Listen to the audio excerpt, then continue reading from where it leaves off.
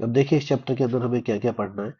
ये और एक नेशनल इनकम कैलकुलेशन वाला जो चैप्टर था आपका, ये टोटल मिलाकर आपको 22 नंबर देगा। तो बहुत इंपॉर्टेंट है, इसको ध्यान से समझिएगा। सबसे पहले देखते हैं इसके अंदर कुछ बेसिक टर्म्स, हमें इसके अंदर पढ़ना क्या है। ठीक है, चलिए। देखिए अब इसके अंदर हमें नॉलेज लेनी है एग्रीगेट डिमांड और एग्रीगेट सप्लाई की। ठीक है, अब एग्रीगेट डिमांड क्या होता है और एग्रीगेट सप्लाई क्या होती है। अब एग्रीगेट डिमांड आपको बताते हैं।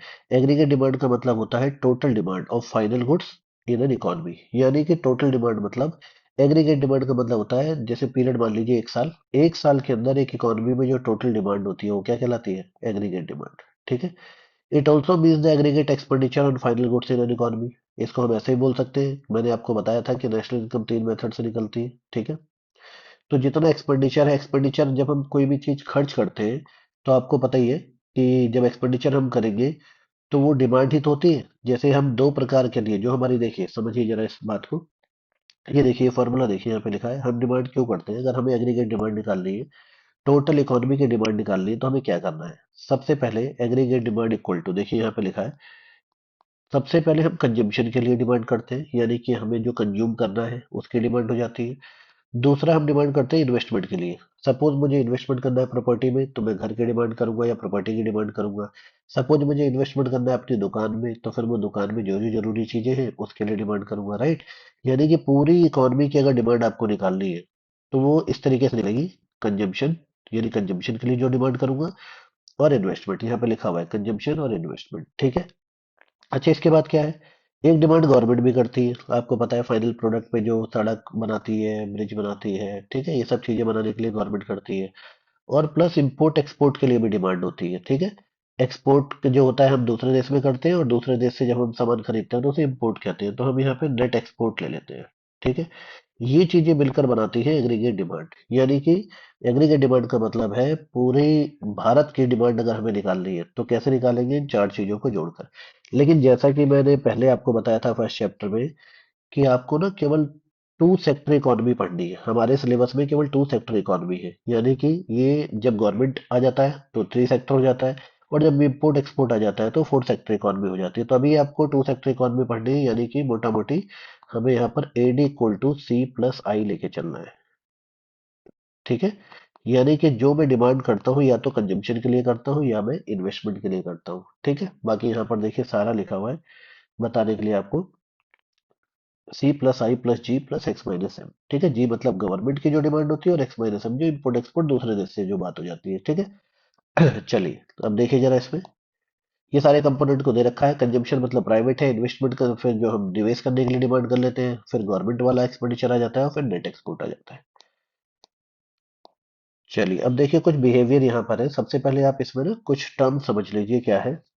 देखिए यहाँ पर क्या लिखा है, हमारा बिहेवियर देखिए कैसे होता है। AD is studied in terms of behaviour of aggregate expenditure. क्या लिखा हुआ है, जो हमारा एडी है वो in terms of aggregate expenditure, उसके बिहेवियर को हम समझते हैं डिफरेंट लेवल ऑफ इनकम के। ठीक है, जैसे देखिए आपकी जो इनकम है, ये टेबल यहाँ से देखिए, आपकी इनकम है 0, तो आपका फिर भी डिमांड कितनी है, 150। आपकी इनकम हो गई 100, तो आपकी डिमांड कितनी है, 200। ठीक है, यानी कि हमारी डिमांड ज्यादा होती है, राइट। तो इस केस में सेविंग हमारी नेगेटिव जाती है। जैसे यहाँ पे इनकम है तो यहाँ पे सेविंग क्या जाएगी, अगर मैं सेविंग की बात करूँ तो यहाँ सेविंग क्या होगी, नेगेटिव होगी। यहाँ पर भी क्या होगी, सेविंग नेगेटिव होगी। ठीक है, यहाँ पर भी सेविंग क्या होगी, नेगेटिव होगी। ठीक है, यहाँ पर सेविंग क्या होगी, 0 होगी, कोई सेविंग नहीं होगी, क्योंकि जितनी इनकम है उतनी उतनी डिमांड हो जा रही है हमारी, उतना हम पैसा खर्च कर दे रहे हैं। ठीक है, लेकिन एक लेवल के बाद ये समझिए, एक लेवल के बाद क्या होता है कि मेरी इनकम बढ़ती है, तो एक लेवल के बाद क्या होता है कि मेरी डिमांड कम हो जाती है, यानी इनकम ज्यादा हो जाती है और डिमांड कम हो जाती है। तो देखिए जैसे यहाँ पर क्या है, 400 मेरी इनकम हुई और मेरी डिमांड हो गई 350। यहाँ पर लोग क्या करना शुरू कर देते हैं, सेविंग करना शुरू कर देते हैं, यहाँ सेविंग पॉजिटिव हो जाती है। ठीक है, तो यही बातें मैंने यहाँ पर लिखी है, आके इसमें से पढ़ते हैं हम। देखिए क्या है, कहता है जो behaviour of AD, behaviour of, अच्छा ये तो बता दिया मैंने। अब यहाँ देखिए, this table shows AD corresponding to different level of income in the economy. ठीक है, एडी जो होता है वो पॉजिटिवली रिलेटेड होता है इनकम से, यानी जैसे जैसे इनकम बढ़ती है वैसे वैसे हमारी डिमांड भी बढ़ती है। ठीक, चलिए देखिए ऑब्जर्वेशन क्या है। ऑब्जर्वेशन में यहाँ पे लिखा हुआ है, कि there is always some minimum level of expenditure in the economy, यानी कि आप चाहे पैसा कमाओ या ना कमाओ, कुछ एक्सपेंडिचर तो जरूर होता है, यानी कि इंसान खाने के लिए कुछ तो खर्चा करता है, रोटी कपड़ा मकान इन सब चीजों के लिए, चाहे इनकम हो या ना हो। ठीक है, ये माना जाता है। देखो वाई जीरो है, फिर भी ये 150 हो रहा है हमारा एग्रीगेट डिमांड। इसका मतलब सेविंग क्या है मेरी, नेगेटिव है। ठीक है, AD increases as Y increases, यानी कि जैसे जैसे इनकम बढ़ेगी आपकी, वैसे वैसे क्या होगा, आपकी डिमांड भी बढ़ेगी, पॉजिटिवली रिलेटेड होती है। लेकिन मैंने एक जो लास्ट में बात बताई, देखिए ये वाली जो बात बताई, कह रहा after a certain level of Y reached, यानी एक आपकी इनकम का लेवल जब पहुंच जाता है, यानी कि जब आप इनकम आपका बढ़ते बढ़ते इतनी हो जाती है कि उसके बाद आपकी डिमांड उससे कम होने लगती है, यानी कि AD lags behind Y, AD क्या हो जाता है, पीछे हो जाता है, डिमांड कम हो जाती है, और फिर आप एक टेंडेंसी आपके अंदर आती है बचाने की, सेव करने की। तो देखिए वाई 400 है, एडी 350 है। ये क्यों हुआ, क्योंकि at higher level of income, जब हमारी इनकम बढ़ती है तो people start saving a part of their income, तो लोग अपने इनकम का कुछ पार्ट क्या करने लगते हैं, सेव करने लगते हैं। ठीक है, समझ में आ गया। चलिए, अभी केवल ये बेसिक्स है, इसमें से ज्यादा नहीं, बस ध्यान देना है, सुनते रहना है बातों को। देखिए मैं डायग्राम यहाँ पर दे रखा है, इसको समझिए कि हमारा एग्रीगेट डिमांड बनता कैसे है। मैंने बताई आपको दो बातें, हमारे सिलेबस में टू सेक्टर इकोनॉमी है, तो हमें लिखना है C plus I. Remember this. भाई एग्रीगेट डिमांड, पूरे भारत की डिमांड निकालनी है, तो डिमांड दो तरीके से होती है, या तो कंजम्पशन के लिए या इन्वेस्टमेंट के लिए, दोनों को ऐड कर दूंगा तो निकल जाएगा। ये डायग्राम में यही कह रहा है। ठीक है, यहाँ पे लिखेंगे एडी, यहाँ पे लिखेंगे इनकम। अब देखिए, ये जो इन्वेस्टमेंट होता है वो फिर कांस्टेंट होता है, इन्वेस्टमेंट ऑलवेज क्या होता है, कांस्टेंट होता है। ठीक है, तो अब देखिए ये इन्वेस्टमेंट की लाइन है, ये हमारी, ये इन्वेस्टमेंट की लाइन गई हुई है आपकी। ठीक है, इसको हटा देता हूँ पहले। हाँ, ये इन्वेस्टमेंट की लाइन गई हुई है आपकी। इसके बाद ऊपर देखिए कंजम्पशन की लाइन गई हुई है, राइट, यानी कि ये कंज्यूम करने के लिए, जब सी प्लस आई ऐड होता है, यानी कि इन दोनों को ऐड किया जाए तो बनता है एडी, तो इन दोनों को ऐड करोगे तो समथिंग कुछ ऊपर से ही जाएगा ना, तो ये हमारा एडी हो गया। ठीक है, बस यही समझाया गया है, केवल अंडरस्टैंडिंग के लिए है। अब आता है सप्लाई। देखिए एग्रीगेट सप्लाई क्या होती है, मैं वो समझाता हूँ आपको। एग्रीगेट सप्लाई यानी कि टोटल, पूरे भारत के अंदर जितना भी गुड्स और सर्विस प्रोड्यूस होता है उसके टोटल को एग्रीगेट सप्लाई कहते हैं। और मैंने कहा था जितना प्रोडक्शन होता है, यानी इसको हम ऐसे निकालते हैं, उसको उतनी ही इनकम जनरेट हो जाती है। मैंने आपको बताया था ना, जितना प्रोडक्शन होता है उतनी ही क्या हो जाती है, इनकम जनरेट हो जाती है, यानी इसलिए एग्रीगेट सप्लाई माना जाता है इनकम के बराबर। ठीक है, और इनकम इक्वल टू क्या होता है, कंजम्पशन प्लस सेविंग, यानी जो मैं कमाता हूँ या तो मैं कंज्यूम कर लेता हूँ या मैं सेव कर लेता हूँ। ठीक है, तो इसका मतलब ए एस बराबर भी यही हो गया, ए एस बराबर क्या हो गया दोस्त, सी प्लस एस, यानी कि जो भी प्रोडक्शन होता है टोटल, या तो वो कंज्यूम कर लिया जाता है या वो बच जाता है दुकानदार के पास। ठीक है, तो वही लिखा है, A S refers to the flow of goods and service as planned by the producer during an accounting year, या इसको ऐसे बोल सकते हैं, it refers the total production of commodities in the economy at a given point of time, which is measured in terms of value added or the total income generated. It is assumed that in the short term price of the goods do not change and the elasticity of supply is infinite. देखिए इसको समझिए, कुल मिला के समझना केवल इतना सा है कि जो हमारा एग्रीगेट सप्लाई है वो निकालने का तरीका होता है कंजम्पशन प्लस सेविंग। ठीक है, बस इतना समझ के चलिए, अभी यही काम का है आपके लिए। आगे देख लेते हैं इसका डायग्राम। अब एक बात ये समझिए जरा, इसके डायग्राम में क्या लिखा हुआ है। जैसे यहाँ लिखा है the diagram shows aggregate supply, यहाँ एंड पढ़ लेना बेटा, यहाँ पे एंड है, and income is equal to each other. मैंने आपको पहले ही बताया था कि जितना प्रोडक्शन होता है उतनी ही इनकम जनरेट होती है, इसका मतलब ए एस इक्वल टू क्या होता है, वाई होता है। अब ये डायग्राम देखिए, यहाँ पे तो लिखा हुआ है टोटल स्पेंडिंग, ये आपकी, वही है नेशनल इनकम लिखा हुआ है वाई। ये बीच में जो लाइन जाती है, ये लाइन जो देख रहे हो आप, ये 45 डिग्री पे जाती है। पेपर में क्वेश्चन आ सकता है ऐसा क्यों होता है, तो आप क्या बोलेंगे कि A S equal to Y होता है। ठीक है, ये दोनों बराबर ही माने जाते हैं। देखिए लिखा है डायग्राम शोज एग्रीगेट सप्लाई, यानी aggregate supply A S and income is equal to each other, therefore A S is indicated by 45 degree line from the origin, इसीलिए 45 डिग्री की लाइन ही जाती है। ठीक है, तो ये सप्लाई का डायग्राम हो गया ऊपर वाला, मतलब ये एग्रीगेट सप्लाई का डायग्राम था, और ऊपर वाला एग्रीगेट डिमांड का डायग्राम। ठीक है, अब देखिए कुछ कॉन्सेप्ट हमारे पास ये समझने के लिए है। अब देखिए कंजम्पशन कर्व को हम समझते हैं। कंजम्पशन कर्व क्या होता है, अब देखिए इस एग्जांपल में ऐसे ही मैंने डायग्राम जो डाला है, इसमें क्या लिखा हुआ है कंजम्पशन कर्व में, ये लिखा हुआ है सी इक्वल टू 60 प्लस 0.6 वाई। ठीक है, ये कैसे बनता है अभी मैं आपको बताता हूँ। देखिए कंजम्पशन के लिए ये बोला जाता है कि जब आप कंजम्पशन करते हैं तो कंजम्पशन के दो पार्ट होते हैं। एक मान लीजिए आप कि सी डैश, और दूसरा पार्ट आप मान लीजिए बी वाई। ऐसे करके समझिए। इसका क्या मतलब है? यानी ये वाला पार्ट जो है वो इंडिपेंडेंट ऑफ इनकम है। ये क्या है? Independent of income. इसका मतलब इसका इनकम से कोई लेना देना नहीं है, चाहे इनकम हो या ना हो, इतना कंजम्पशन तो आप जरूर करोगे, ठीक है। और जो दूसरा पोर्शन है, ये डिपेंड करता है इनकम पर, ठीक है। यहाँ पे बी क्या है बेटा? अभी हम एक टर्म से बात करेंगे, MPC, marginal propensity to consume. अभी इसकी चर्चा करेंगे क्या होता है। यानी जब हमारे इनकम में चेंज आता है तो उसके रिलेशन में हमारे कंजम्पशन में कितना चेंज आता है, वही होता है हमारा एमपीसी, ठीक है। अभी हम इसको देखेंगे। यानी जो ये वाला पोर्शन है हमारा, दूसरा वाला पोर्शन, ये डिपेंड करता है मेरा किस पे? मेरी इनकम पे। और जो फर्स्ट पोर्शन है, ये इनकम से फ्री होता है, इसे इंडिपेंडेंट कंजम्पशन कहते हैं, ठीक है।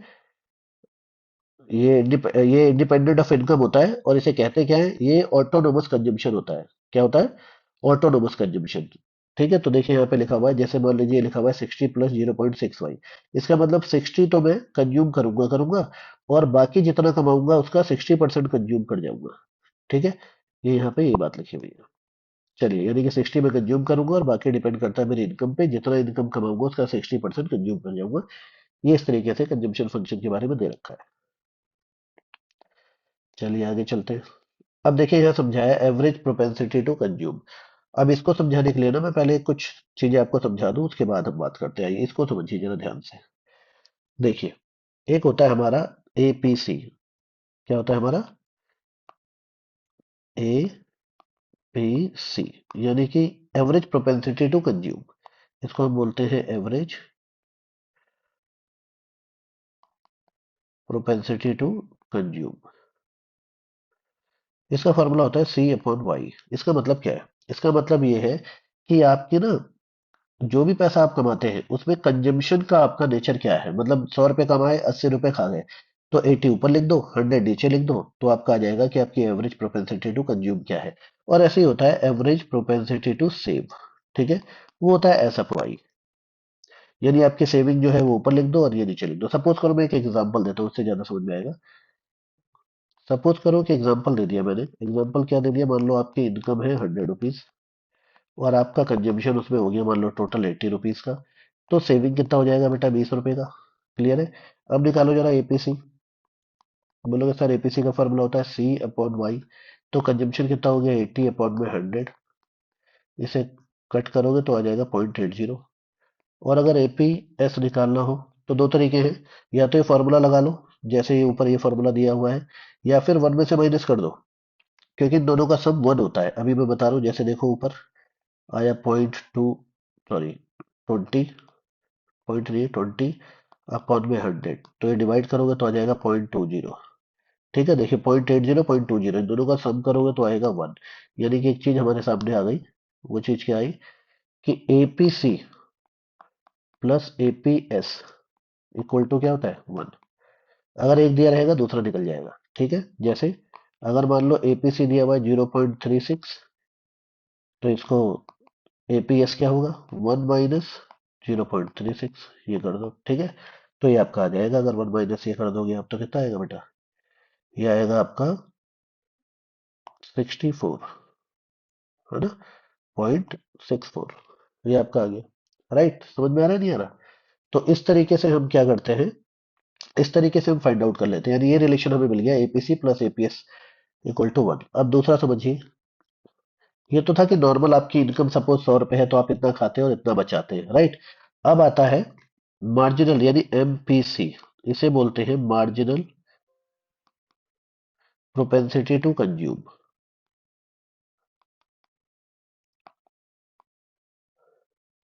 इसका क्या मतलब है बेटा? जहां भी मार्जिनल वर्ड लग जाए, ये देखो ये मार्जिनल, इसका मतलब होता है बदलाव, यानी कि चेंज। इकोनॉमिक्स में ध्यान रखना, मार्जिनल का मतलब होता है चेंज। यानी ये पहले से ही जैसा जैसा एपीसी था ना, बिल्कुल वैसा ही, बस फर्क कितना है कि अगर मेरी इनकम चेंज होगी तो उसके कंपैरिजन में मेरा कंजम्पशन कितना चेंज होगा। यानी कि एमपीसी का जो फॉर्मूला है, देखिए क्या होगा।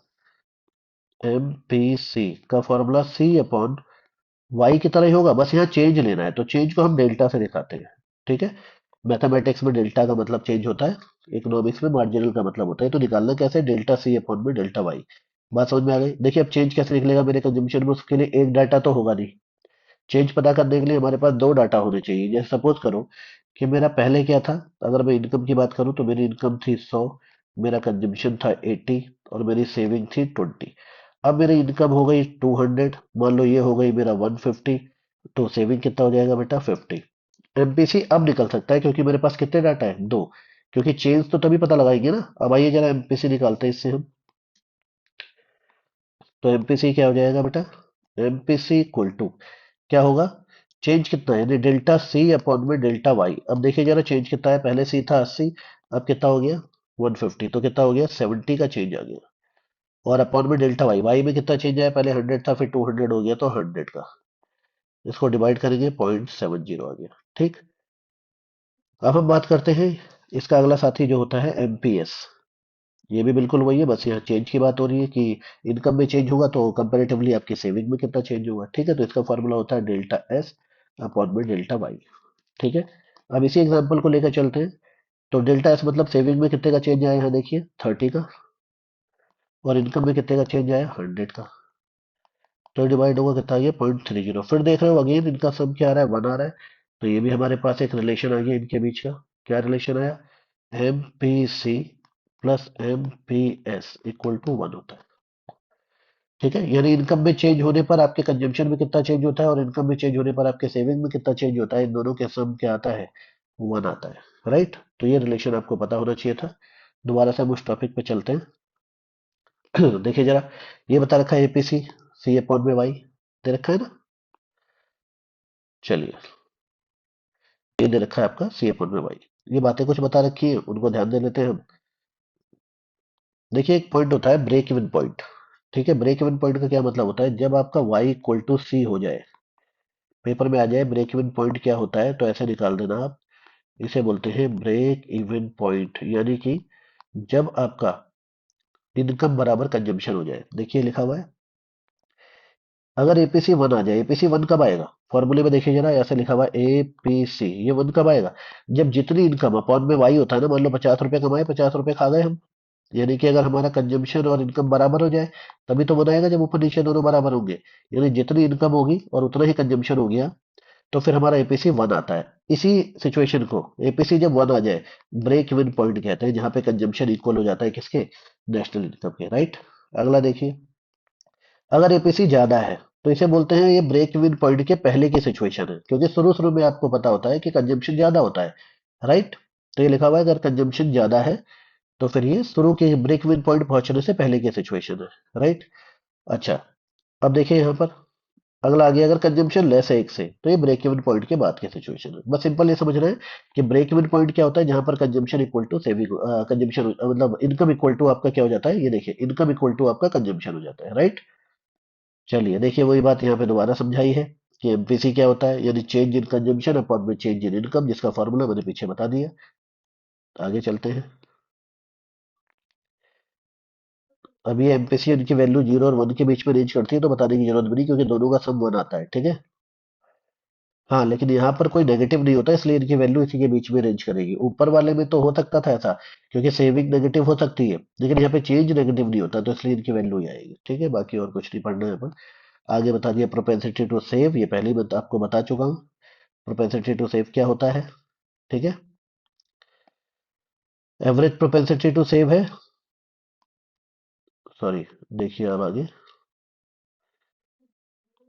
ये देखिए यहाँ पे प्रोपेंसिटी टू सेव, तो पहले क्या बताया था मैंने, एवरेज प्रोपेंसिटी टू सेव, जो कैसे निकलता है बेटा, एस अपॉन में वाई, क्योंकि यहाँ चेंज नहीं है, नॉर्मल पूछा जा रहा है। लेकिन अगर ये मार्जिनल के फॉर्म में पूछा जाने लगे, ये ना जैसे ही, तो क्या हो जाएगा, डेल्टा एस अपॉन में डेल्टा वाई। बस इतना सा फर्क है, आगे डेल्टा लग जाएगा, डेल्टा मतलब होता है चेंज। अब यहाँ पर दोनों का देखिए, ये रिजल्ट निकाल दिया, आउटकम ये निकाल दिया दोनों का, कि इन दोनों का सम 1 होता है, ऐसे ही इन दोनों का सम 1 होता है। ठीक है। अच्छा, अब मैं बता दूं, यहाँ पर हम जब आगे सवाल वगैरह या जो करेंगे, एमपीसी को ना बी से दिखाया जाता है आगे, जैसे मैंने ऊपर अभी बताया था आपको। और एमपीएस को मान लो आप बी डैश से दिखाया जाता है, ये बात याद रखना। ठीक है, आगे हम अपने फंक्शन में यूज करेंगे। देखिए जैसे मैंने यहाँ पर बताया था आपको,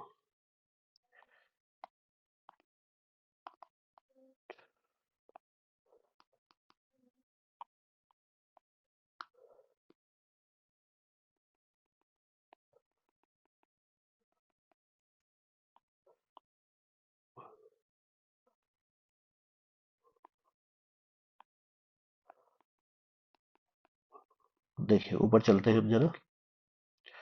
कंजम्पशन फंक्शन बताया था ये रहा। इस कंजम्पशन फंक्शन में देखिए सी इक्वल टू क्या था, सी इक्वल टू था 60 प्लस 0.6 वाई। और मैंने अभी आपको एक फार्मूला बताया था इसका। क्या फार्मूला बताया था ये देखिए फार्मूला। ये यानी कि सी इक्वल टू, मैं इसे ऐसे बताता हूँ, C equal to C dash plus B Y. तो ये सी डैश तो ऑटोनोमस था, यानी कि मैं इनकम कमाऊं ना कमाऊं ये free of independent of income था, जिसे ऑटोनोमस कंजम्पशन कहते हैं। और ये जो बी है ये एमपीसी है। ठीक है, आगे इसका काम आएगा। चलिए आगे चलते हैं। अब बात वही कंजम्पशन फंक्शन दोबारा आ गया जो मैंने बताया था। कंजम्पशन फंक्शन में एक पार्ट होता है, यानी ये देखिए सी डैश लिख दीजिए इसे थोड़ा सा, C dash plus B Y. C dash यानी ये जो सी डैश है इसका मतलब ये अमाउंट ऑफ कंजम्पशन है which is not depend on your income, whether you earn your income or not. Suppose your income is zero, still there will be a autonomous consumption, some part of the consumption will still be there, यानी जो कि income पे depend नहीं करता आपके। ठीक है, तो यानी कंजम्पशन फंक्शन क्या बन गया आपका। अगर आप कंजम्पशन फंक्शन को लिखोगे तो आप बोलोगे C dash plus B Y, यानी ये ऑटोनोमस हो गया और ये वाला एमपीसी हो गया, यानी ये जो इनकम पे डिपेंड करता है कि मेरी इनकम जितनी चेंज होगी उसका मैं कितना कंज्यूम कर जाऊंगा। अब बात आती है इक्विलिब्रियम लेवल की। इक्विलिब्रियम लेवल क्या होता है, इक्विलिब्रियम लेवल होता है दो तरीके से हम दिखाते हैं। भाई जहां पर एग्रीगेट डिमांड बराबर होती है एग्रीगेट सप्लाई के, वो इक्विलिब्रियम लेवल हो गया। ठीक। और ऐसे ही जहां इक्विलिब्रियम लेवल होता है वहां पर ना एक दो अप्रोच है, दूसरी अप्रोच है हमारी सेविंग और इन्वेस्टमेंट की अप्रोच। ये दोनों भी जहां बराबर होते हैं वहां इक्विलिब्रियम होता है। कैसे, देखिए मैं आपको यहाँ पे बताता हूँ। दोनों का फॉर्मूला याद रखिए। जैसे देखिए मैं इसको बताता हूँ, ए डी बराबर क्या था आपका, सी प्लस आई। ठीक है। ए एस बराबर क्या था बच्चों, सी प्लस एस। ठीक है। अब जरा देखिए इक्विलिब्रियम पे एडी बराबर ए एस होगा, होगा नहीं होगा। इक्विलिब्रियम ये सिचुएशन होती है तो एडी की वैल्यू रख दो यहाँ पर सी प्लस आई, और यहाँ पर ए एस की वैल्यू रख दो सी प्लस एस। सी से सी कट गया तो क्या आ गया, आई इक्वल टू एस। यदि इक्विलिब्रियम पे आई और एस भी बराबर होता है और A D equal to A S तो होता ही है। तो दो अप्रोच इसलिए बन गई हमारे सामने। या तो पहली अप्रोच से बता दो। ठीक है, पहली अप्रोच हमारी क्या होती है, ए डी और ए एस अप्रोच, जहां पर दोनों बराबर होते हैं। ठीक है। और दूसरी अप्रोच क्या होती है हमारी, दूसरी अप्रोच हमारी होती है सेविंग और इन्वेस्टमेंट वाली, जहां पर वो दोनों बराबर होते हैं। तो देखिए पहले क्या है, पहले डायग्राम में ये बनाएंगे एग्रीगेट डिमांड और एग्रीगेट सप्लाई, जहां दोनों को कट करेंगे वहां पर इक्विलिब्रियम आपका हो जाएगा। ठीक है, यहाँ एग्रीगेट डिमांड आपको रखनी है और यहाँ पर इनकम आउटपुट या एम्प्लॉयमेंट का लेवल रखना है, राइट। अब एक सिचुएशन देखिए मैं आपको बताता हूँ। ये देखिए जरा पहली situation, AD and AS approach में अगर एग्रीगेट डिमांड ज्यादा हो जाए एग्रीगेट सप्लाई से, ये एक्स एंड एडी और एक्स एंड एएस क्या होता है, ये सिंपल होता है, कुछ नहीं, ये प्रिडिक्टेड डिमांड होती है, यही होती है, यानी जो हम प्रिडिक्ट करते हैं कि कितना एग्रीगेट डिमांड होगा और उसके कंपेयर में कितना सप्लाई होगा। तो अब देखिए अगर एग्रीगेट डिमांड ज्यादा हो जाए, तो डिमांड ज्यादा हो जाएगी तो क्या हो जाएगा, इसका मतलब ये है कि जो करंट में सप्लाई है वो डिमांड को फुलफिल नहीं कर रही। ठीक है। तो इस केस में क्या होगा, इस केस में प्रोडक्शन बढ़ेगा, ज्यादा प्रोडक्शन हो जाएगा और प्रोडक्शन तब तक इंक्रीज रहेगा जब तक कि वो डिमांड को फुलफिल नहीं कर देता। और इसके अगर अपोजिट दूसरी सिचुएशन आती है, अगर एग्रीगेट डिमांड कम है और सप्लाई ज्यादा है, इसका मतलब क्या है कि ऑलरेडी एक्सेस सप्लाई पड़ी हुई है मार्केट के अंदर। ठीक है। तो प्रोडक्शन बंद हो जाएगा, यहाँ पर प्रोडक्शन चालू नहीं होगा, वो क्लोज हो जाएगा और तब तक क्लोज रहेगा जब तक कि वो एक्सेस सप्लाई कंज्यूम नहीं हो जाती है। दो सिचुएशन है, वही बातें यहाँ पे लिखी हुई है। ठीक है। देखिए क्या लिखा हुआ है, कह रहा अगर ये ज्यादा होगा तो flow of goods and service in the economy tend to be less than their demand. इसका मतलब क्या है कि सामान कम है हमारे पास, तो रिजल्ट क्या होगा, existing stock producer would be sold out and the producer would suffer from the loss of unfulfilled demand, यानी कि भाई सारा माल बिक चुका है, बचा है नहीं कुछ। तो to rebuild the desired stock and avoid the loss of the unfulfilled demand, ये क्या करेंगे, दोबारा रीबिल्ड करेंगे और क्या करेंगे, producer would plan to greater production, वो ज्यादा प्रोडक्शन करेंगे। S would increase to become equal to the AD, यानी वो तब तक प्रोडक्शन बढ़ाते रहेंगे जब तक वो एडी के बराबर ना हो जाए। और इसके अपोजिट सिचुएशन मैंने बताई थी कि उस केस में क्या होगा, उस केस में मैंने क्या बताया था बेटा, कि मान लो कि अगर ये दे रखा है आपका, ये ये यहाँ पे मान लो AD less than S, the flow of goods and service in the economy tend to exceed their demand, यानी कि सामान ज्यादा है, तो रिजल्ट क्या होगा इसका, पेपर में आ सकता है some of the goods would remain unsold, सामान बिका नहीं, इसका मतलब। तो to clear the unwanted stock producer would plan to cut a production, production कम हो जाएगा और कब तक कम रहेगा, जब तक ये दोनों बराबर नहीं होते। ठीक है। चलिए अब दूसरी आ गई मेरी सेविंग और इसकी अप्रोच। ये देखिए सेविंग और इसकी अप्रोच आ गई, इसमें क्या है, सबसे पहले मैंने इन्वेस्टमेंट का डायग्राम बताया, देखिए सेविंग नेगेटिव हो सकती है इसलिए यहाँ से स्टार्ट हो रही है, और जहां ये कट करेगी जहां इक्वल होगा वहीं पे क्या होगा, ये डायग्राम बनाना है आपको, वहां पे आई और एस द्वारा अप्रोच से हमने बता दिया कि वहां इक्विलिब्रियम आ जाएगा। ठीक है, इसमें भी यही करना है। सपोज करो मैंने पहली सिचुएशन बताऊं कि अगर सेविंग ज्यादा है किससे, इन्वेस्टमेंट से, इसका क्या मतलब है? देखिए ऊपर वाले की तरह इसको भी बताना है कि अगर सेविंग ज्यादा है, इसका मतलब लोग क्या है, सेव ज्यादा कर रहे हैं और डिमांड नहीं कर रहे हैं, पैसा खर्च नहीं कर रहे, तो इससे क्या होगा, इससे जो स्टॉक पहले से मार्केट में है वो अनसोल्ड रह जाएगा, वो बिकेगा नहीं। तो फिर क्या होगा, प्रोड्यूसर क्या करेगा, वो प्रोडक्शन को कट कर देगा और तब तक कट रखेगा जब तक कि ये पूरा स्टॉक सोल्ड आउट नहीं हो जाता। और इसके अपोजिट सिचुएशन देख लो, अगर मेरी सेविंग कम है और क्या है, इन्वेस्टमेंट ज्यादा है, यानी लोग ज्यादा डिमांड कर रहे हैं, इसका मतलब सप्लाई शॉर्ट है, तो ऐसे केस में क्या करेगा वो प्रोड्यूसर प्रोड्यूसर अपने प्रोडक्शन को बढ़ा देगा, इंक्रीज कर देगा। ठीक है, वही दोनों बातें यहाँ पर लिखी हुई है। चलिए अब देखते हैं हम जरा।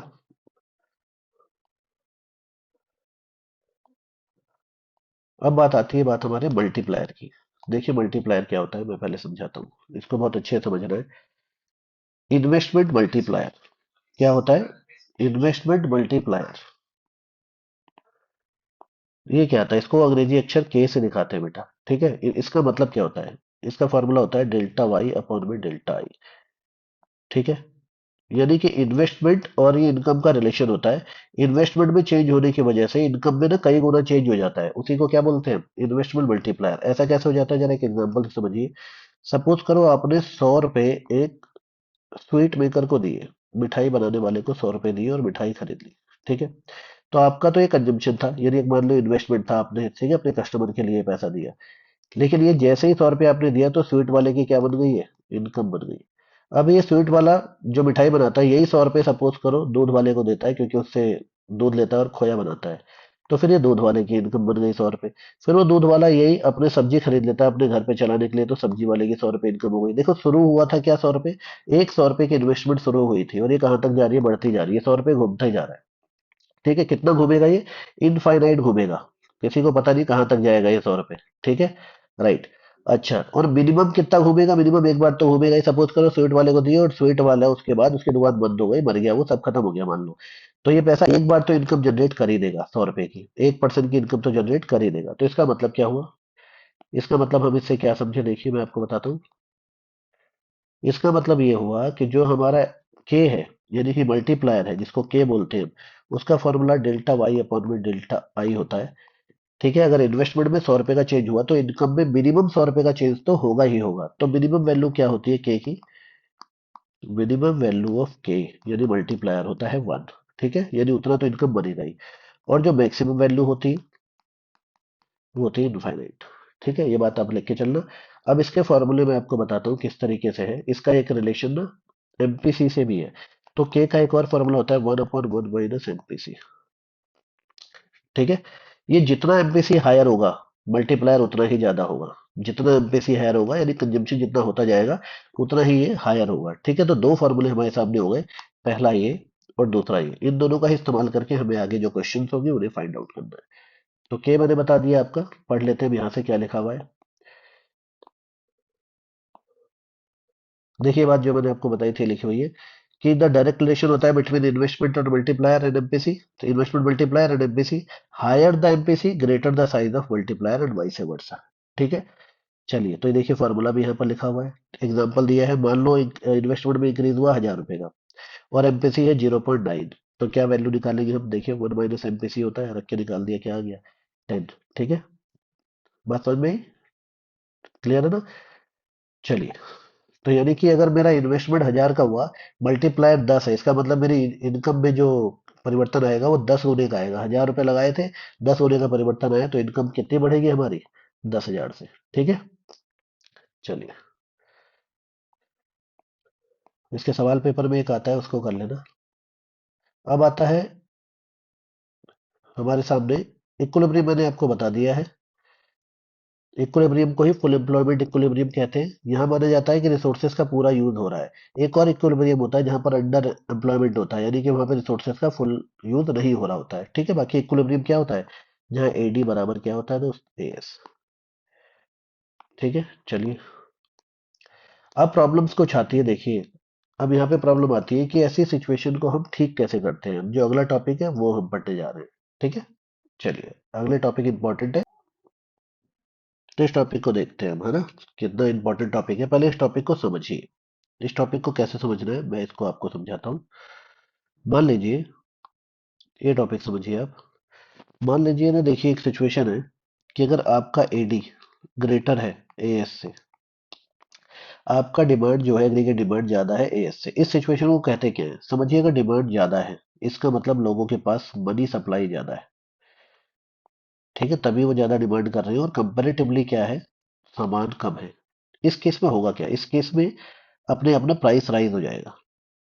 प्राइस क्या हो जाएंगे, राइज हो जाएगा। ये सिचुएशन आपको पता है कि अगर हमारे पास डिमांड ज्यादा हो रही है, पैसे ज्यादा हैं और सप्लाई कम है, तो कीमतें बढ़ने लग जाएगी, जिसको हम बोलते हैं इकोनॉमिक्स में इन्फ्लेशन। क्या बोलते हैं बच्चों, इन्फ्लेशन। ठीक है, इन्फ्लेशन पैदा हो जाएगा मार्केट के अंदर। और इसकी अपोजिट सिचुएशन समझिए। अगर एडी मेरा क्या है, कम है, किससे, एएस से। इसका क्या मतलब हो गया, अगर एडी एएस से कम है, इसका मतलब डिमांड कम है और सप्लाई ज्यादा है। इस केस में क्या होगा, इस केस में रिसेशन आ जाएगा मार्केट के अंदर, यानी कि अनएम्प्लॉयमेंट क्रिएट हो जाएगा। क्यों, क्योंकि सामान ऑलरेडी ज्यादा है, बिक नहीं रहा। ठीक है, सामान इतना ज्यादा है, वो बिक नहीं रहा है। तो फिर जो प्रोड्यूसर है वो एक्स्ट्रा प्रोडक्शन करेंगे नहीं, प्रोडक्शन करेंगे नहीं, तो वो एम्प्लॉय को क्या करना शुरू कर देंगे, निकालना शुरू कर देंगे। ठीक है, तो ये सिचुएशन क्या, इसकी वजह से आता है डिफ्लेशन। पहले वाले से इन्फ्लेशन, दूसरे से deflation. Both the situation are dangerous for any economy. ये दोनों ही सिचुएशन इकोनॉमी के लिए क्या होती है बेटा, डेंजरस होती है। ठीक है, पहले इन्फ्लेशन को देखते हैं, जिसमें एडी ज्यादा हो जाता है किससे, एएस से। एडी ज्यादा हो जाता है एएस से। इसका डायग्राम देखते हैं। ये मैंने बना रखा है, मैं आपको बता रहा हूँ। ये सपोज करो ये एएस है, ये सपोज करो ये एडी है। ठीक है, राइट। यहाँ पे लिख दो एडी एएस, और यहाँ पर इनकम एंड आउटपुट लेवल। ठीक है, या नेशनल इनकम भी लिख सकते हो। हाँ जी। अब देखिए ये इक्विलिब्रियम है, अभी तक सब ठीक चल रहा था, लेकिन हमारा क्या है, डिमांड बढ़ गया। तो डिमांड को बढ़ाओ, ऐसे डॉटेड करके दिखा दो। यहाँ आ गया ना इक्विलिब्रियम।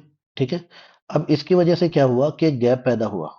ये गैप, इस गैप को बोलते हैं इन्फ्लेशनरी गैप। क्या बोलते हैं, इन्फ्लेशनरी गैप। ठीक है, जो इकोनॉमी के लिए ठीक नहीं होता। सही है। अब इसकी जो दूसरी सिचुएशन है वो देखो। अगर मान लो एग्रीगेट डिमांड कम हो जाए, ऐसे हो जाए। ठीक है, एग्रीगेट डिमांड क्या हो जाए आपकी, कम हो जाए, तो क्या होगा, ये गैप पैदा होगा, यानी सप्लाई ज्यादा है और डिमांड कम है। इसे क्या बोलेंगे हम, डिफ्लेशनरी गैप। वैसे मैंने अलग अलग डायग्राम नोट्स में है ये दिए हुए। ठीक है, लेकिन आपको समझाने के लिए मैंने एक ही में बना दिया कि अगर डिमांड ऊपर से जाएगी, सप्लाई को अनटच रहना है, सप्लाई नहीं छेड़नी बेटा। ठीक है, डिमांड बढ़ गई या डिमांड घट गई, ऊपर अगर डिमांड बढ़ जाती है तो इन्फ्लेशनरी गैप, और अगर डिमांड घट जाती है तो डिफ्लेशनरी गैप। ठीक है, दोनों ही इकोनॉमी के लिए अच्छे नहीं होते हैं। पहले वाले केस में इन्फ्लेशनरी गैप जो होता है, मैंने आपको बताया था, पब्लिक के पास ज्यादा पैसा है, मनी सप्लाई ज्यादा है। और दूसरे वाले केस में अगर ऐसे समझो कि मनी सप्लाई कम है, वो डिमांड ही नहीं कर रहे। तो हम ऐसी सिचुएशन, बड़ी डेंजरस सिचुएशन होती है। इसको डील करने के लिए हमारे पास दो मेथड होते हैं। ठीक है, गवर्नमेंट को इकोनॉमी में इसे करेक्ट करना होता है, तो करेक्ट करने के जो मेजर्स हैं, वो दो मेजर्स लेती है गवर्नमेंट। एक लेती है फिस्कल पॉलिसी वाला। ठीक है, एक गवर्नमेंट फिस्कल पॉलिसी यूज करती है और दूसरा एक मॉनेटरी पॉलिसी यूज करती है। ठीक है, ये बहुत बार नाम तुम्हारे सामने इकोनॉमिक्स में आएगा। दूसरा मॉनेटरी पॉलिसी यूज करती है। दो पॉलिसी से क्या करती है गवर्नमेंट, इस सिचुएशन को डील करती है। तो अब हम देखेंगे नोट से कि कैसे गवर्नमेंट इस सिचुएशन को डील कर रही है। ठीक है, आइए देखिए। सबसे पहला जो मैंने बताया, problem of deficit demand. Deficit demand का मतलब वही होता है जहां पर डिमांड कम होती है। तो देखिए यहाँ डिमांड कम हो गई, कम हो गई। पहले इक्विलिब्रियम यहाँ था। ठीक है, पहले आपका इक्विलिब्रियम यहाँ हो रहा था। अब ये नीचे से अगर डिमांड चली गई, यानी डेफिसिट डिमांड हो गई, तो जो गैप हो गया इसी को बोलते हैं डिफ्लेशनरी गैप। ठीक है, यहाँ पर आप ये लिख देना और फिर इस तरीके से डायग्राम को बना देना। ठीक है, चलिए। अब देखिए, इसको करेक्ट करने के बता रखे तरीके, ये डायग्राम बनाना है, और उसके बाद फिर आपको ये मेजर्स अगर पूछेगा एग्जाम में तो बताने हैं। दोनों पूछ सकता है मेजर्स या कोई एक। सबसे पहले फिस्कल मेजर्स क्या है। फिस्कल मेथड्स में पहला आता है गवर्नमेंट एक्सपेंडिचर। इसको समझिए क्या होता है। गवर्नमेंट खर्चा करती है सड़क बनाने पर, पुल बनाने पर, गवर्नमेंट खर्चा कर रही है, मेट्रो बना रही है, यानी गवर्नमेंट के अपने जो एक्सपेंडिचर होते हैं। तो अगर बेटा डेफिसिट डिमांड है, डेफिसिट डिमांड का मतलब मैंने भी पीछे आपको बताया था कि पब्लिक के पास पैसा कम है। ठीक है, तो गवर्नमेंट ट्राई करेगी किसी तरह पब्लिक के पास पैसा पहुंच जाए, तो वो पब्लिक एक्सपेंडिचर करना शुरू कर देगी और सड़क बनवाएगी। ठीक है, और ब्रिज बनवाएगी, मतलब ये ज्यादा कर देगी, जिससे लोग वहां पे मजदूरी करेंगे, मजदूरी करके जो उनको पैसा आएगा यानी नौकरी करेंगे, तो लोगों के पास पैसा पहुंच जाएगा और ये सिचुएशन में काफी सुधार आएगा। तो क्या लिखा है, गवर्नमेंट एक्सपेंडिचर इंक्रीज हो जाएगा, बस आपको ये लिखना है। यानी cause an overall increase in aggregate demand, ठीक है, जिससे कि लोगों की एग्रीगेट डिमांड बढ़ेगी। लेस एग्रीगेट डिमांड क्या हो जाएगी, करेक्टेड हो जाएगी। राइट, तो पहला क्या है, पब्लिक एक्सपेंडिचर को बढ़ा देंगे यानी डेफिसिट डिमांड के केस में। दूसरा है टैक्सेस, गवर्नमेंट क्या करेगी, टैक्स को रिड्यूस करेगी। क्यों बेटा रिड्यूस क्यों करेगी, क्योंकि पब्लिक के पास पैसा रहना चाहिए, तभी तो वो अपनी डिमांड करेगा। ये डेफिसिट डिमांड में पड़ रहे हैं, डिमांड कम है, डिमांड को कैसे बढ़ाया जाएगा, पब्लिक के पास पैसा पहुंचा कर। तो गवर्नमेंट क्या करेगी, टैक्सेस को क्या करेगी, रिड्यूस कर देगी। ठीक है, दो दो लाइनों का लिखना है एग्जाम में बस। अगला है आपका पब्लिक बोरोइंग। पब्लिक बोरोइंग का मतलब होता है जो गवर्नमेंट पब्लिक से पैसा डेट ले लेती है, उधार ले लेती है। ठीक है, ऐसे केस में क्या करेगी गवर्नमेंट, रिड्यूस कर देगी, यानी कि government reduce it's borrowing from the public. क्यों, क्योंकि पब्लिक के पास पैसा रहना चाहिए। ठीक है, अच्छा, अगला क्या है, बोरोइंग फ्रॉम आरबीआई। क्या है, बोरोइंग फ्रॉम आरबीआई, कह रहा है borrowing by the government from the RBI, correction of deficit demand, increase the amount of borrowing by the government, higher borrowing release the greater liquidity in the economy as required to correct, यानी कि ज्यादा government RBI से बोरो करेगी ताकि liquidity create की जा सके market के अंदर। ठीक है, तो ये पहली अप्रोच हो गई। अब दूसरी जो हमारी अप्रोच है इसको करेक्ट करने की, वो क्या है, वो है मॉनेटरी पॉलिसी यानी मॉनेटरी मेजर्स। इसके अंदर क्या होता है, कुछ क्वांटिटेटिव मेथड है, जिसमें देखिए क्या क्या आएगा। सबसे पहले हमारा यहाँ पर आ रहा है, देखिए ये लिखा हुआ है द फॉलोइंग इंस्ट्रूमेंट यूज होंगे। ठीक है, पहला क्या है, RBI reduce the bank rate and repo rate. Bank rate और रेपो रेट क्या होता है बेटा, बैंक रेट और रेपो रेट एक ही चीज होती है। ये लॉन्ग टर्म लोन होता है जो कमर्शियल बैंक लेते हैं, किससे, आरबीआई से। और ये शॉर्ट टर्म लोन होता है। ठीक है, ये अगेंस्ट सिक्योरिटी होता है, ये विदाउट सिक्योरिटी होता है। तो ये क्या होता है, इस रेट पे वो लोन लेते हैं ताकि पब्लिक को लोन ले सके, दे सके। ठीक है, तो आरबीआई क्या करता है इस केस में, इस रेट को बहुत क्या कर देगा बताइए, कम कर देगा। क्यों कम कर देगा, ताकि जब कमर्शियल बैंक आरबीआई से पैसा ले तो वो पब्लिक को सस्ते रेट पे, लेस रेट पर दे सके उनको। तो इसलिए रेट को कम कर दिया जाएगा डेफिसिट डिमांड के केस में। रिवर्स रेपो रेट में भी यही होता है, जिसपे क्या होता है रिवर्स रेपो रेट में, कि ये लोग आरबीआई को दोबारा पैसा दे देते हैं। ठीक है, ठीक है, तो इसको क्या कर दिया जाएगा, इसको भी और कम कर दिया जाएगा ताकि ये दोबारा पैसा ना दे और पब्लिक को पैसा दे। राइट, चलिए, और हमने ये बैंकिंग में भी पढ़ा था। अभी आ जाइए ओपन मार्केट सिस्टम। अब मार्केट में पैसा पहुंचाना है, तो गवर्नमेंट क्या करती है कि जब मार्केट से पैसा खींचना होता है, निकालना होता है, जैसे वो जो हमने अभी पढ़ा, अभी हम पढ़ेंगे, जहां पर एग्रीगेट डिमांड ज्यादा होती है एग्रीगेट सप्लाई से।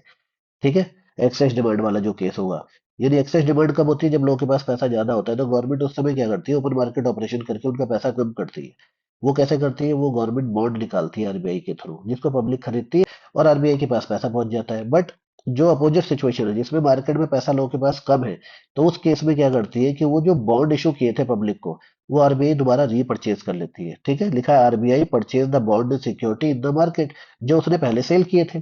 ठीक है, इससे पब्लिक के पास पैसा पहुंच जाएगा। अगला है कैश रिजर्व रेशियो, ये भी पहले आपने बैंकिंग वाले में पढ़ा है। ये क्या होता है, रिजर्व रिक्वायरमेंट होती है जो हर बैंक को अपने पास रखनी पड़ती है, कुछ पैसा। ठीक है, जो भी डिपॉजिट्स उनके पास होते हैं, उसमें से कुछ अमाउंट अपने पास रखना होता है, वो उसको लोन नहीं दे सकते। लेकिन जब ऐसी सिचुएशन आती है डेफिसिट डिमांड की, जहां पब्लिक के पास पैसा पहुंचाना है, तो गवर्नमेंट इस रेशियो को कम कर देती है। सपोज करो पहले 100 रुपए में 10 रुपए बैंक को अपने पास रखने थे और 90 वो उधार दे सकते थे, लेकिन अब क्या करेगी गवर्नमेंट, बोलेगी 100 रुपए में से आप 95 उधार दे दो, केवल 5 रुपए रखो, यानी कि सीआरआर को रिड्यूस कर दिया जाएगा, so that money could flow in the market. ठीक है, अगला है स्टैट्यूटरी। ये देखो कैश रिजर्व, और इसका मतलब क्या होता है, ये आरबीआई के पास रखना होता है पैसा, और ये बैंकों को अपने पास रखना होता है। इन दोनों को जोड़ के ही एक रिजर्व रिक्वायरमेंट बनता है, यानी जिसे एलएलआर बोलते हैं। ठीक है, ये अपने पास डे टू डे ट्रांजेक्शन के लिए रखना पड़ता है बैंकों को, ये भी रिड्यूस कर दिया जाएगा इस केस में। सही है, यानी कि वो बोला जाएगा बैंकों से आप कम पैसा रखो अपने पास, ज्यादा से ज्यादा लोन दे दो, पब्लिक के पास पैसा पहुंचना चाहिए। ठीक है, अब आती है एक्सेस डिमांड। एक्सेस डिमांड के केस में मैंने आपको बताया अभी कि इसमें क्या होता है, इसमें देखिए डिमांड आपकी ये बढ़ गई, तो ये गैप पैदा हो गया, इसी को इन्फ्लेशनरी गैप बोलते हैं हम। इसको भी करेक्ट करने के दो मेजर है, जैसे ऊपर किए थे, बस उसका अपोजिट कर दो। यहाँ पे पब्लिक एक्सपेंडिचर को कम कर दो भाई। क्यों, क्योंकि एक्सेस डिमांड में पब्लिक के पास ऑलरेडी पैसा है। यहाँ पे मैं लिख रहा हूँ, ध्यान रखना, मोर मनी, पब्लिक के पास more money already there, already in market, ये समझिए। तो उस पैसे को कम करना है किसी तरीके से, कैसे, तो पब्लिक एक्सपेंडिचर को गवर्नमेंट क्या करेगी, ये बताइए, बढ़ाएगी या रिड्यूस करेगी, रिड्यूस करेगी, कट कर देगी गवर्नमेंट एक्सपेंडिचर को, ताकि लोगों के पास पैसा ना पहुंचे। टैक्सेस से क्या करेगी गवर्नमेंट, न्यू टैक्स इम्पोज कर देगी या जो एग्जिस्टिंग टैक्स है उनके रेट बढ़ा देगी, ताकि गवर्नमेंट ये चाहेगी कि पब्लिक का पैसा सरकार के पास आ जाए। गवर्नमेंट पब्लिक बोरिंग शुरू कर देगी, अच्छे रेट ऑफ इंटरेस्ट ऑफर करेगी और पब्लिक से पैसा उधार लेगी, ताकि उनके पास से पैसा सरकार के पास आ जाए और उनकी जो एक्सेस डिमांड है वो कम हो जाए। बोरिंग फ्रॉम आरबीआई, आरबीआई से जो बोरिंग है गवर्नमेंट अब नहीं करेगी, मार्केट में पैसा पहुंचाने नहीं है बेटा। अगला आ गया मॉनेटरी मेजर्स, वही है मॉनेटरी में मैंने बताया था, अभी जो पीछे किया था उसी का अपोजिट कर दो बस। ठीक है, क्या लिखा है एक कॉन्टेंट, बैंक रेट और रेपो रेट। यहाँ बैंक रेट और रेपो रेट को बढ़ा दिया जाएगा, ज्यादा इंटरेस्ट रेट बढ़ा दिया जाएगा। क्यों बढ़ा दिया जाएगा? ताकि बैंक, जो कमर्शियल बैंक है वो कम पैसा उधार ले पाए आरबीआई से, और अकॉर्डिंगली पब्लिक भी कम उधार ले। आगे है रिवर्स रेपो रेट, ये भी बढ़ा दिया जाएगा। ठीक है, ताकि बैंक जो है वो अपना पैसा आरबीआई को दोबारा दे दे अच्छे रेट पर, पब्लिक को ना दे। ओपन मार्केट सिस्टम आपके मैंने बताया था, ओपन मार्केट सिस्टम का क्या मतलब होता है कि मार्केट में नए बॉन्ड इशू करती है गवर्नमेंट अच्छे रेट ऑफ इंटरेस्ट पे, ताकि जो एक्सेस पैसा है मार्केट का वो सरकार के पास आ जाए। ठीक है, कैश रिजर्व रेशियो और स्टेचुटरी, इसमें क्या करेंगे बेटा, ये भी रेट इस बार बढ़ा दिया जाएगा। पहले 100 रुपए पर 10 रुपए रखने पड़ते थे आरबीआई के पास, अब गवर्नमेंट कहेगी 100 रुपए पर 20 रुपए रखो हमारे पास, ताकि 80 रुपए मार्केट में दे पाओ। और फिर स्टेचुटरी वाली रिक्वायरमेंट भी पूरी करनी है। इसमें भी मान लो 100 रुपए पर पहले 10 रुपए रखने थे, अब 20 रुपए रखवा देगी वो, क्या आप पास रखो, यानी इसको इंक्रीज कर देंगे। क्यों इंक्रीज करेंगे? ताकि मार्केट में पैसा ना पहुंचे, ऑलरेडी एक्सेस पैसा है मार्केट के अंदर। ठीक है, तो ये दोनों हमारे टॉपिक हो गए। इससे अब हमारे ये पूरा चैप्टर खत्म होता है। ठीक है, बाकी हम अगला चैप्टर अब देखिए, आप इसके रिवीजन वीडियो डेली देखिए और जो भी प्रॉब्लम हो वो कमेंट में डाल दीजिए। ठीक है बेटा, ओके, थैंक यू।